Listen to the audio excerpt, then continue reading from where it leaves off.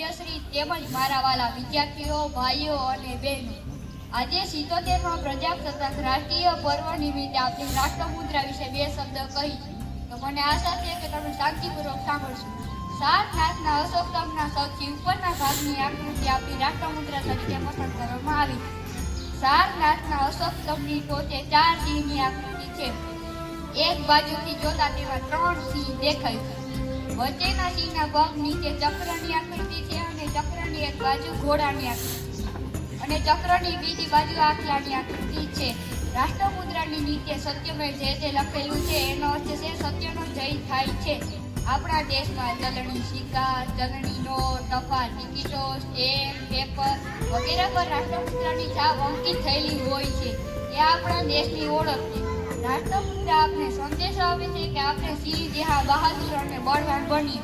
ધર્મનું ચક્ર આપણા દેશમાં ચારે તરફ ફરતું રહે એ આપણો આદર હોવો જોઈએ. સદા સત્યનો જય થાય છે એ ભાવના આપણે કેળવવી જોઈએ. અસ્તુ. જય ભારત.